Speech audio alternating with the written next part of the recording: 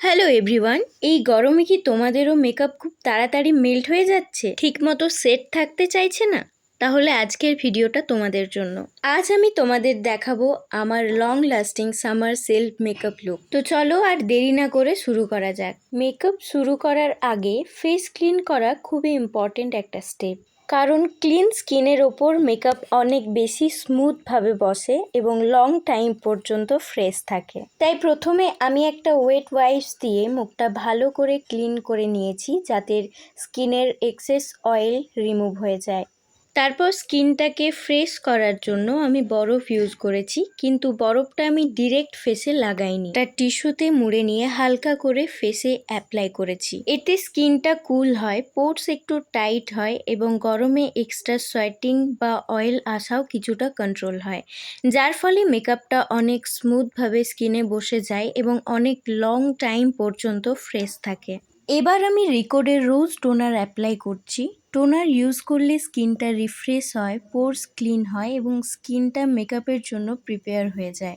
বাজারে এখন বিভিন্ন বাজেটের বিভিন্ন টোনার পাওয়া যায়, তো তোমরা তোমাদের বাজেট অনুযায়ী যে কোনো টোনার কিনে নিতে পারো। তারপর স্কিনকে হাইড্রেট করার জন্য পন্ডস লাইট জেল ময়শ্চারাইজার লাগিয়েছি। তোমরা চাইলে তোমাদের স্কিন টাইপ অনুযায়ী যে কোনো ময়শ্চারাইজার এখানে ইউজ করতে পারো।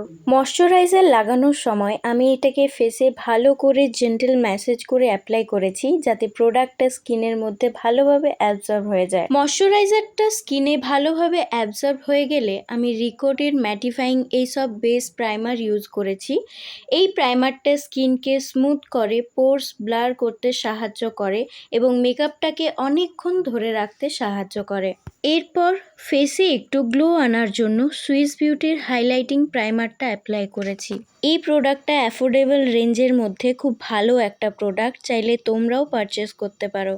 এবার আমি কনসিলার প্যালেট থেকে আমার স্কিনের যে সমস্ত জায়গায় ডার্ক স্পট পিগমেন্টেশন ছিল সেগুলো কভার করে নিয়েছি। আমি এখানে রিকোডের দুটো আলাদা শেড মিক্স করে আমার স্কিন টোন অনুযায়ী একটি পারফেক্ট শেড তৈরি করেছি, যাতে ফাউন্ডেশনটা স্কিনের সাথে খুব ন্যাচারালভাবে ম্যাচ করে।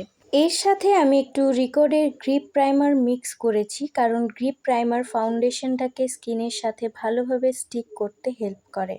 এতে মেকআপটা সহজে স্মাজ বা মেল্ট হয় না, স্পেশালি গরমের সময়। আমি এখানে ফাউন্ডেশন ব্রাশ দিয়ে ফাউন্ডেশনটাকে ব্লেন্ড করেছি। তোমরা চাইলে ড্যাম বিউটি ব্লেন্ডার দিয়েও ব্লেন্ড করতে পারো। আর তোমরা দেখতেই পাচ্ছ ফাউন্ডেশনটা স্কিনে ব্লেন্ড করার পর কতটা গ্লো করছে ফেসটা। আমি নোজে, চিকবোনের নিচে, ফোরহেডের একটু পাশে আর জ লাইনের কাছে হালকা কন্ট্যুর অ্যাপ্লাই করেছি। তারপর এটাকে ভালো করে ব্লেন্ড করেছি, যাতে হার্শ লাইন না থাকে। কন্ট্যুর ইউজ করলে ফেসের ন্যাচারাল স্ট্রাকচারটা আরও সুন্দরভাবে হাইলাইট হয় আর লুকটা আরও বেশি ন্যাচারাল লাগে দেখতে। তারপর আমি হালকা করে একটা ব্লাশের শেড ইউজ করে নিয়েছি আর সেটাকে ভালোভাবে ব্লেন্ড করে নিয়েছি ব্লেন্ডারের সাহায্যে। এবার আমি পুরো ফেসটাকে একটা লুজ পাউডার দিয়ে সেট করে নিয়েছি।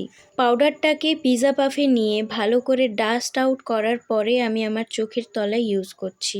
লুজ পাউডার ইউজ করার মেইন রিজন হলো মেকআপটাকে প্রপারলি লক করে দেওয়া।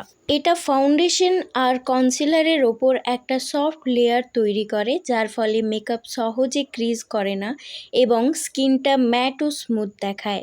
বিশেষ করে গরমের সময় loose powder extra oil absorb করে এবং মেকআপকে মেল্ট হওয়া থেকে রক্ষা করে।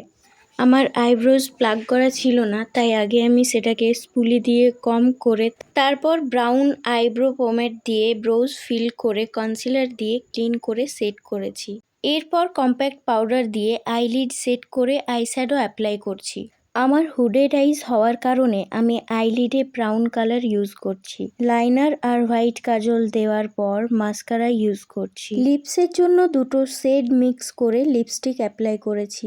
এবার ফিক্সার ইউজ করে নিচ্ছি আর তোমরা দেখতেই পাচ্ছ ফিক্সারটা ইউজ করার পর ফেসে একটা অদ্ভুত গ্লো চলে এসেছে। আর সব শেষে আমি একটা হাইলাইটার লাগিয়েছি, যাতে সামারে একটা ফ্রেশ গ্লোয়িং লুক আসে। তো এবার চলো অফ ক্যামেরাতে আমি হেয়ারটা আর কিছু জুয়েলারি পরে আবার তোমাদের সামনে ফাইনাল লুকটা নিয়ে আসছি। তো এটাই আজকে আমার সামার স্পেশাল লুক। তোমাদের কেমন লাগলো অবশ্যই কমেন্ট করে জানিও, আর ভালো লাগলে লাইক, শেয়ার, ফলো করতে ভুলো না। আবার দেখা হবে অন্য কোনো ভিডিওতে।